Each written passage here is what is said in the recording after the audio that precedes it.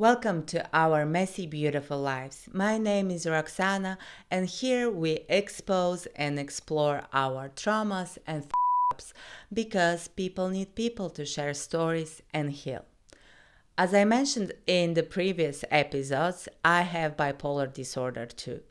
And in my life, I had 3 relationships, one abusive and 2 toxic.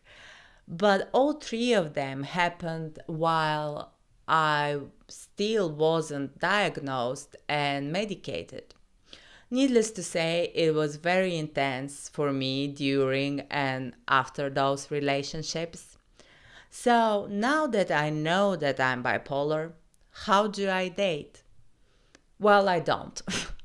Thanks, that was a very short video. Please subscribe and leave a comment. No, well, it's true that I did take some years just to focus on my mental health, and I'm kind of a lone wolf, but occasionally I do date. And in this video, I wanted to share with you some tips that help me navigate dating while being bipolar. We all know that dating can be overwhelming, more so if at the same time you're trying to manage a disorder. So let's talk how to date when you have bipolar disorder.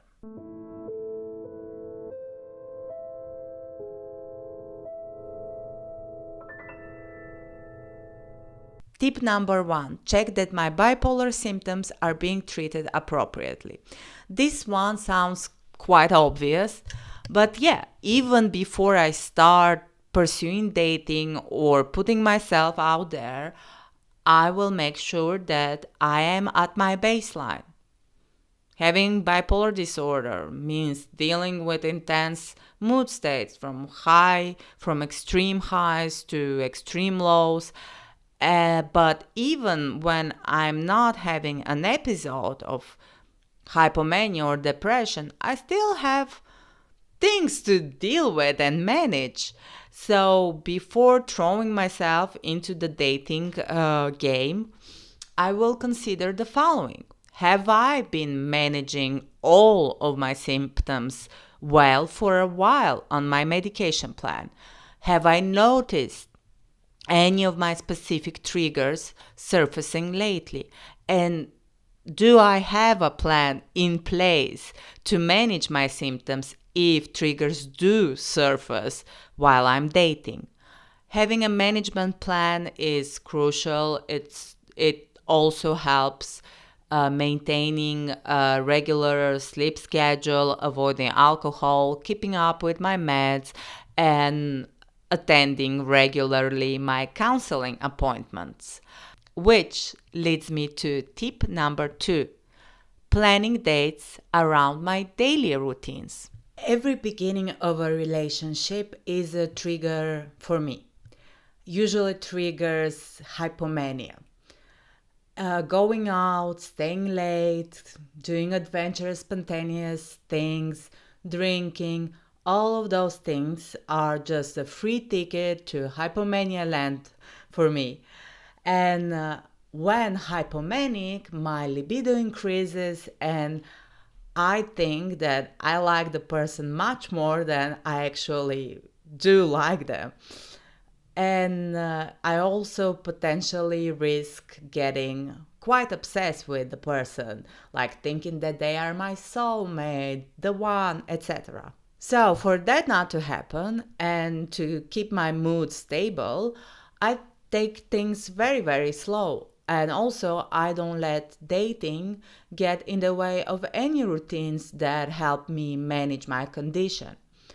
I will end a date early if I have to get to bed at my regular time. I don't drink alcohol anymore anyway, so that's that. I will plan dates around my medication schedule. I will suggest dates such as dinner, coffee, going to theater, going to gallery, concert. That way I will have fun without disrupting the habits that keep my mental health in check. And if anyone finds it boring, well, it simply means that it would have never worked out in the long run, anyways. Tip number 3: when to tell your date about your bipolar disorder. Well, I talk about it on the internet, so. But no, I think it's very, very individual. For example, I like to discuss my diagnosis quite right away on the first date or max second date, because my anxiety over waiting too long to tell them is much worse than worrying about how they might react. But some specialists say that saying too soon or waiting too long both have the potential of creating a problem in a relationship.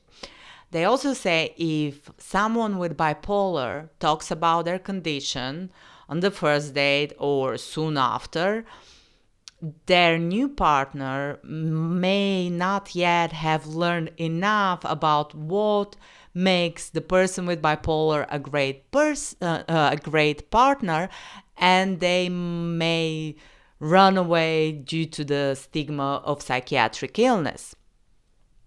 So, I don't know. I would say listen to your gut and whatever makes you comfortable. And of course, you should tell the person you're dating about your disorder before you make any long-term commitments to each other, obviously.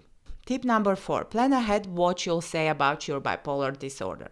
Whenever you decide to have this conversation with the person you're seeing, it might be helpful to plan ahead what you'll say and where. For example, think of a place that will make you feel comfortable and safe to have this conversation.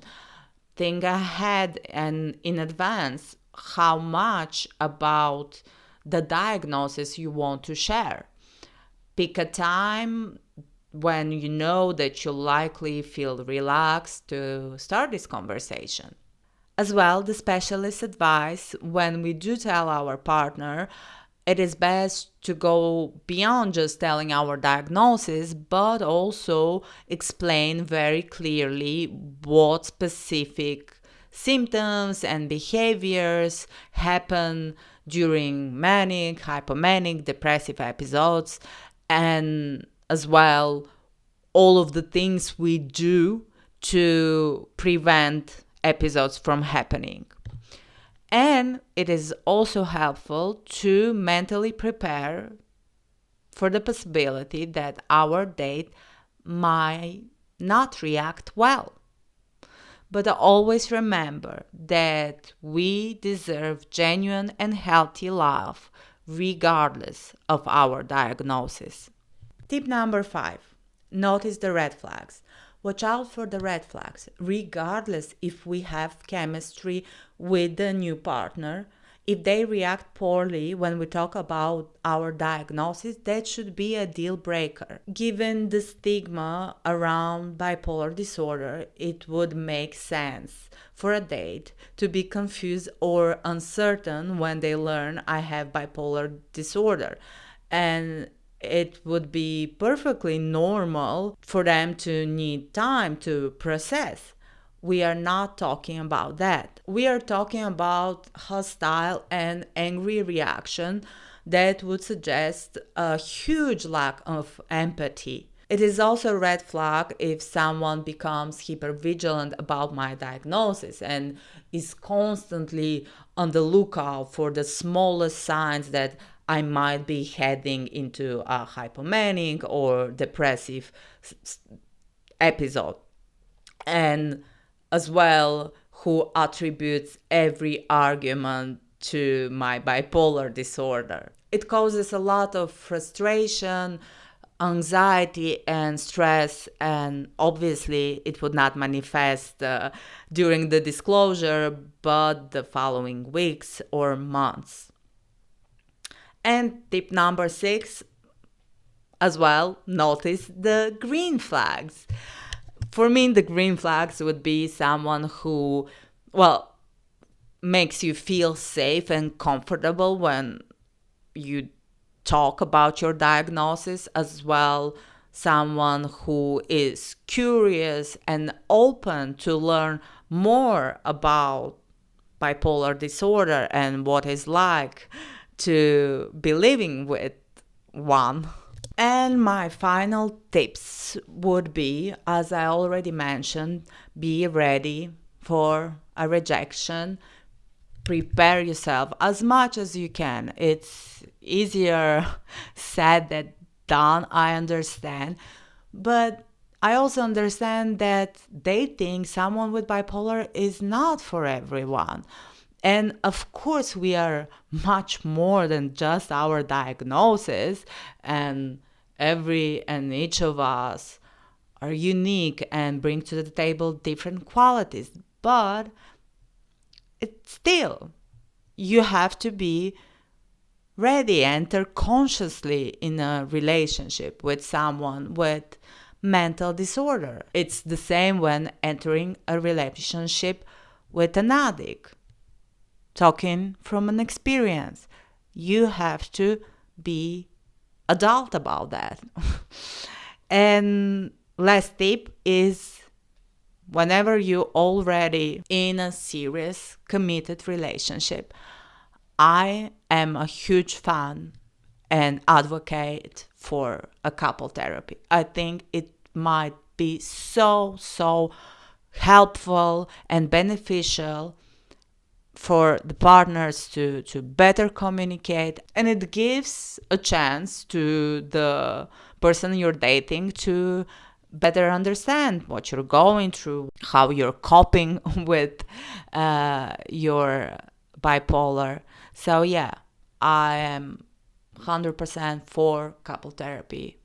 And it's not just when things are bad that you have to go in couple therapy. It's better to do prevention. So those are the tips that help me navigate the dating scene. Maybe they would be helpful to you. And also, please share your tips. I would love to have more tips for myself as well. So if you can, leave them in the comments. And I hope that we continue sharing our stories, continue listening to each other, and love you. Mwah.